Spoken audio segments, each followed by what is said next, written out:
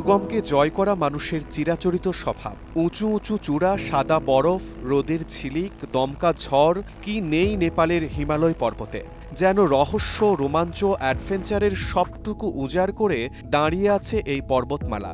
পর্বতারোহীদের মনে সুপ্ত বাসনা থাকে একবারের জন্য হলেও হিমালয় তথা পৃথিবীর সর্বোচ্চ শৃঙ্গ এভারেস্টে দাঁড়িয়ে সূর্যোদয় দেখা।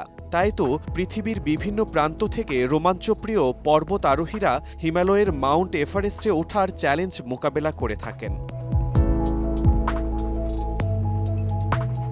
বিশ্বের সর্বোচ্চ পর্বত এই মাউন্ট এভারেস্টের শৃঙ্গ পৃথিবী পৃষ্ঠ থেকে ২৯,০২৯ ফুট বা ৮,৮৪৮ মিটার উপরে।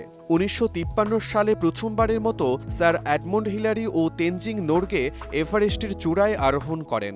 এরপর থেকে ৪,০০০-এরও বেশি মানুষ পর্বতটির চূড়ায় উঠেছেন। এই পর্বতে আরোহণে যে কোনো দিক থেকে যে কোনো বিপদ আসতে পারে। তাই এই জন্য পর্বত আরোহণের অনেক আগে থেকেই নিতে হয় শারীরিক প্রশিক্ষণ। অর্ধেক পাউডারে দ্বিগুণ উজ্জ্বলতা। নতুন রিন অ্যাডভান্সড অর্ধেক পাউডারে দ্বিগুণ উজ্জ্বলতা। ২০২৩ সালের শেষ নাগাদ এভারেস্টের চূড়ায় পৌঁছানো ১২,০১৫ জনের মধ্যে মাত্র ১৫ জন শীতকালে এই সর্বোচ্চ শৃঙ্গে আরোহণ করেছেন। আমেরিকান অ্যালপাইন জার্নালে জোসেফ নাইকার প্রতিবেদন অনুযায়ী জানা যায়, একটি অভিযাত্রী দল ১৯৮০ সালের ৫ জানুয়ারি বেস ক্যাম্পে পৌঁছায়। তবে আবহাওয়া ছিল অত্যন্ত প্রতিকূল। উত্তরের তীব্র বায়ুপ্রবাহ আর শীতল তাপমাত্রা অভিযানকে কঠিন করে তোলে। পর্বতের চূড়ায় তুষারের ধারালো ঝাপটা দেখা যায়। হিমবাহের প্রবাহ জমে গিয়েছিল, আর গলিত বরফই ছিল পানির একমাত্র উৎস।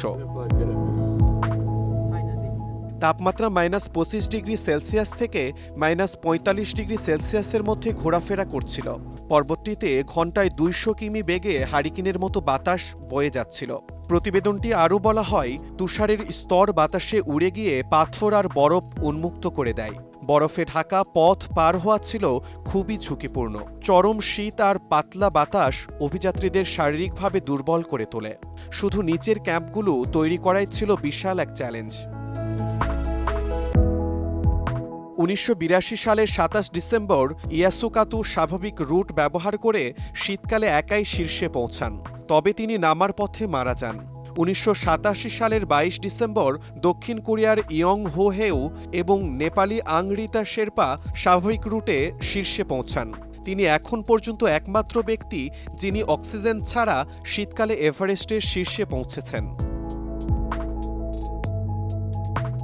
শীতকালে এভারেস্টে সফল না হওয়া ২৯টি অভিযান নানা কারণে ফিরে আসতে বাধ্য হয়েছিল। বিপজ্জনক পরিস্থিতি, তীব্র ঠান্ডা, খারাপ আবহাওয়া, শারীরিক ক্লান্তি, অক্সিজেনের অভাব, দুর্ঘটনা অথবা পাথর পড়ে মারা যাওয়া। শেষ শীতকালীন আরোহণগুলো ১৯৯৩ সালের ডিসেম্বর ১৮, ২০ ও ২২ তারিখে হয়। শিমুল হোসেন, সময় সংবাদ।